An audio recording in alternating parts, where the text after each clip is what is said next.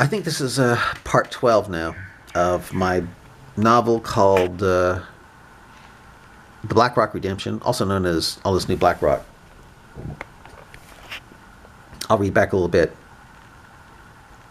Suddenly realizing again that having a picture of a dog in your house keeps angels away, according to Allah's apostle Muhammad, Mr. Rahman looked over at the dog and said, bless you, sweet animal.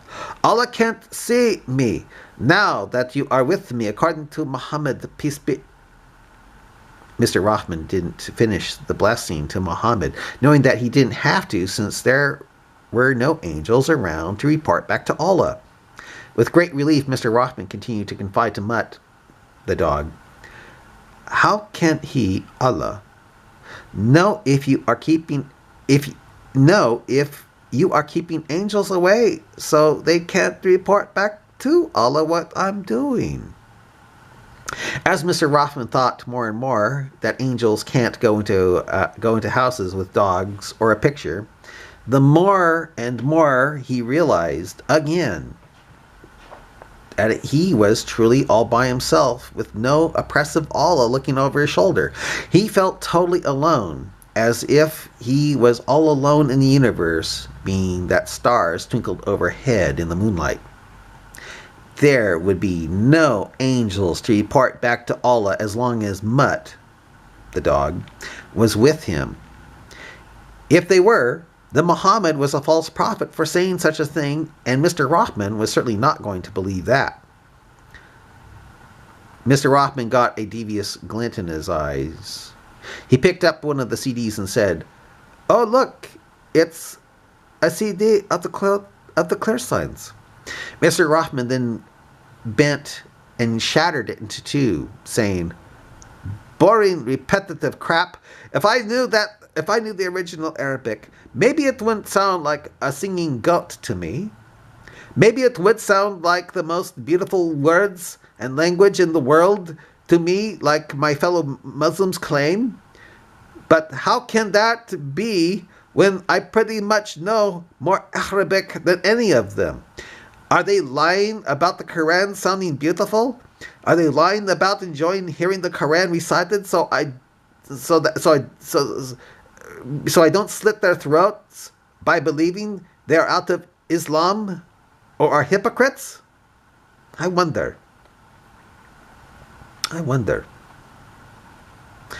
Knowing that Mutt, the dog, was with him this night, making it so Allah couldn't get any angel reports, Rahman began to scan the radio to find if he could find.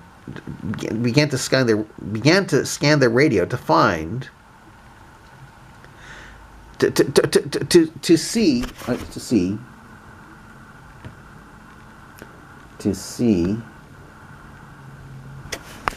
see if he could find an old rock station and listen to something nostalgic from his evil pagan past. He was hoping to find a station of electronica music or trance, anything that might take him back to the time when he was younger and had promise. Surprisingly, the only radio station that was coming in clear was a radio station show from Alturas, not the planet from science fiction pulp magazines, but the California town near the Oregon border. The radio station turned out to be very reminiscent of the famous Coast to Coast radio show that dealt mostly with the subject of space aliens or the paranormal. The radio station was so far away from Alturas that the signal faded in and out, but even when faded, could still be made out. The subject on the station this night was dealing with a frightening mystery that took place in Russia in the late 1950s, where a group of Russian cross-country skiers all died in a horrifying way. As the speaker on the radio talked about how the Russians tried to escape a possible alien force by cutting through the back part of their tent,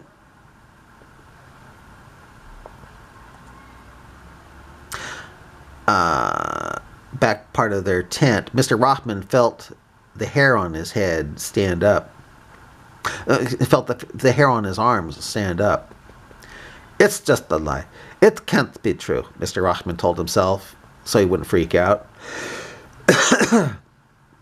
At midnight, the radio talk show then began talking about unexplained disappearances of people and children that still greatly baffled the one who had spent years studying such cases.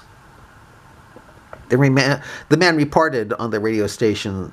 The man reporting on the radio station said, "To this day, no one can explain how someone can completely vanish from the group they are with and not be found without a trace. One moment they are with them, the next they look back and they're gone. Totally gone, as if they were never there. And it's happening all over the world by the hundreds of thousands now. It's as if some kind of doorway to another dimension opens up and something from that dimension grabs them. It must happen fast, since there isn't even a screen created by the one who vanishes."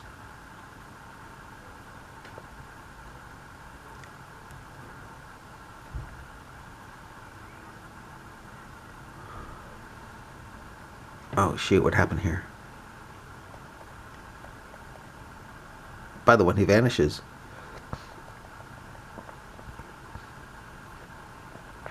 The leader of the show asked the guest, Do you think they might have been teleported to another planet? Since there is no trace or remains of them, it can't be predators or bad guys hiding in the woods, can it? The man familiar with such a phenomenon paused and said, "Well, I hate to admit this,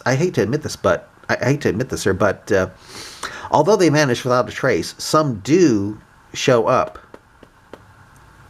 Some do show up eventually in places that baffle the mind. They will be found right in the very area they started searching from, as if the dimension they might have been grabbed from opened up and returned them months later. They show very little signs of decay, as if time passed for us, but not for them, as if they were taken away into that other dimension. So it could be that it is aliens," said the talk show host. They are abducted, possibly warped off to another planet, killed, and returned back to the place they were snatched from.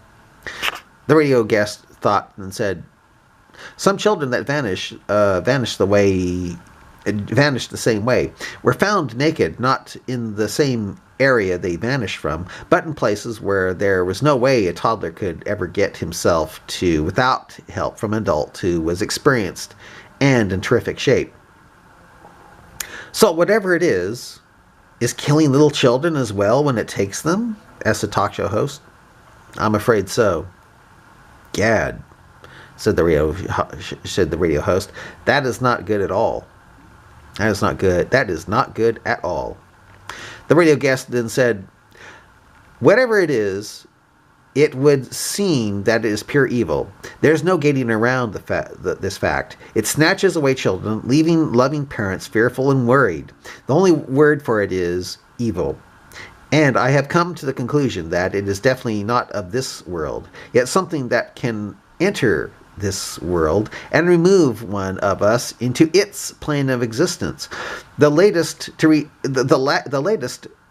return dead seem to have looks of horror, of absolute horror on their faces, as whatever snatched them into a dimension scared them to the point where their hearts stopped. And unfortunately, even with children as well, who vanished, same expression, same fate."